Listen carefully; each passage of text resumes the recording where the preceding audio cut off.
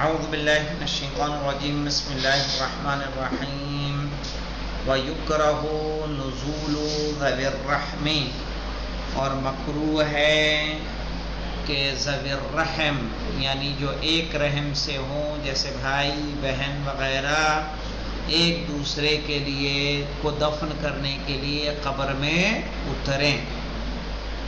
وَإِحَالَةُ التُّرَابِ، ہاں لیکن یہ بھی اجازت کس کو دی گئی ہے؟ یہاں پہ مستثنیٰ کیا گیا ہے، یہاں وہ موجود نہیں ہے۔ مستثنیٰ کیا گیا ہے عورت کو، کہ عورت میں مکروہ نہیں ہے بلکہ مستحب ہے کہ اس کے محرم ہی کیا ہوں، داخل ہوں۔ لیکن عام حالات میں ٹھیک ہے، جو ارحام ہیں ان کا اترنا مکروہ ہے۔ وَإِحَالَتُهُ التُّرَابِ، اور ان کا یعنی ذوی الارحام کا مٹی ڈالنا بھی مکروہ ہے۔ یعنی باپ بیٹا یہ جو ہوتے ہیں یہ کیا ہیں؟ ذوی الرحم ہیں۔ وَفَرْشُ الْقَبْرِ بِالسَّاجِ، اور ساج کے ذریعے قبر کے فرش کو بنانا۔ ساج ایک مضبوط لکڑی ہوتی ہے، مضبوط لکڑی، من غیر حاجت، بنا کسی حاجت کے۔ جیسے اگر کوئی حاجت ہے کہ کوئی جانور آ کے کھا جائے گا تو ایسی صورت میں کوئی حرج نہیں ہے، لیکن اگر ایسی ضرورت نہیں ہے، کوئی ایسا خوف نہیں ہے، تو بنا حاجت کے اس لکڑی کا استعمال فرش بنانا اس کا جائز نہیں ہے۔ وَتَجْسِيسُهُ، اور اس کی تجسیس کرنا، یعنی کیا ہے تجسیس؟ یعنی قبر کو جس کے ذریعے بنانا۔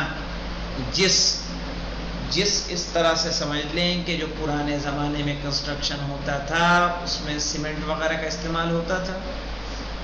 نہیں، بلکہ چونے اور الگ الگ مسالوں کو بنا کے کوئی چیز بنائی جاتی تھی، تو اسی کو جس بولتے ہیں۔ وَتَجْسِيسُهُ، اور قبروں کا جس کے ذریعے بنانا۔ وَتَجْدِيدُهُ، اور قبر کا تجدید کرنا، یعنی قبریں اگر بگڑ جاتی ہیں تو ان کا پھر سے بنانا اچھے طریقے سے کیا ہے؟ مکروہ ہے۔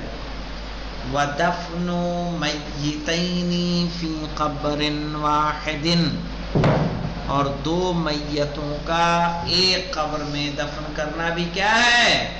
مکروہ ہے۔ پتہ چلا زید اور عمر کا انتقال ہوا، آپ نے کہا زحمت اٹھانے کی ضرورت نہیں ہے، اسی قبر کو تھوڑا چوڑا کھدو اور اس میں ہی دونوں کو لٹا دو۔ کہا یہ کیا ہوگا؟ مکروہ۔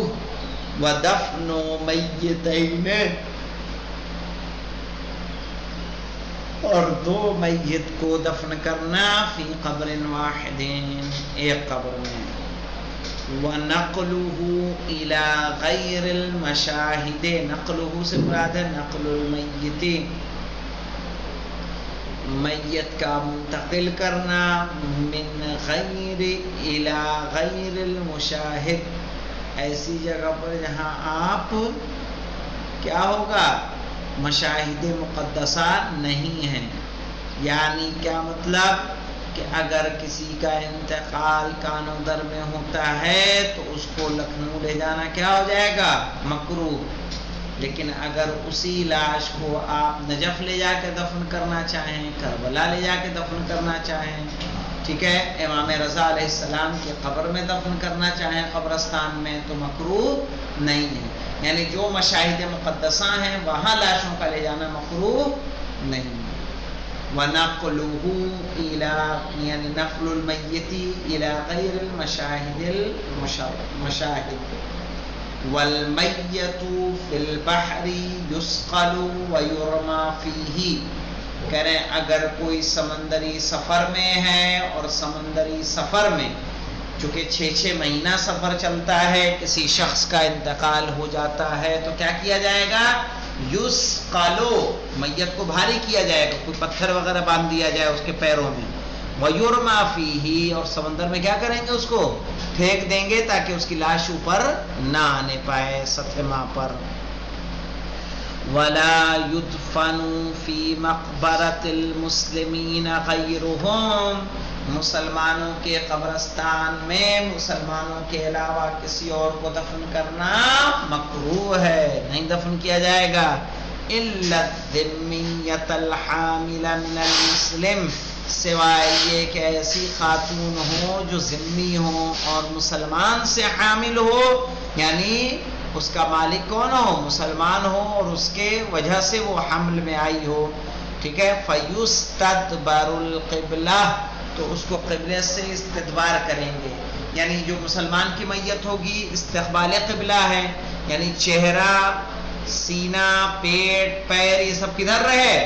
قبلے کی جانب رہے۔ لیکن اگر ذمی جو مسلمان سے حامل ہوئی ہو اور انتقال کر جائے، اس کو استدبار قبلہ کریں گے، یعنی الٹا اس کو لٹائیں گے، اس کی پیٹھ قبلے کی طرف رہے گی تاکہ اس کے پیٹ میں جو مسلمان کا بچہ ہے وہ کدھر ہو جائے؟ قبلہ رخ ہو جائے۔ واضح ہے سمجھ میں؟ اسلام نے آپ کو کتنا شرف بخشا ہے۔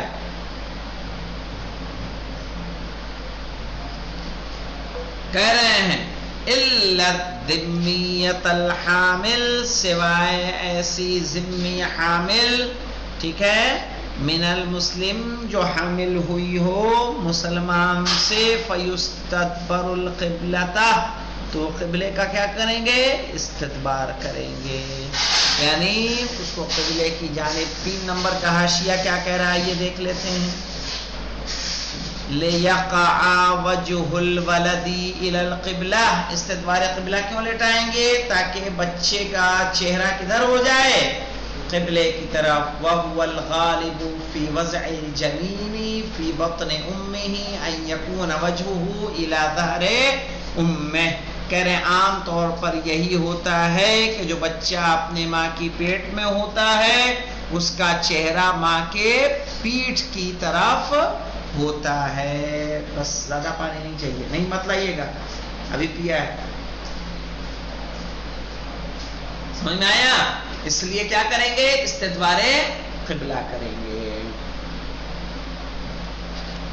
اب آئیے اس کے مسائل کو دیکھ لیتے ہیں۔ الاولا الشہید لا یغسل، پڑھا دیں کہ جانے دیں، اس کو کل پڑھیں گے، چونکہ مسائل ہیں کافی اس میں اور باریک ہیں، تاکہ اچھے سے اس کو پڑھیں، انشاءاللہ کل پڑھیں گے۔ تو اتنا انشاءاللہ آپ لوگ دیکھ لیجئے گا۔ اس میں کوئی سوال ہے آپ لوگوں کو؟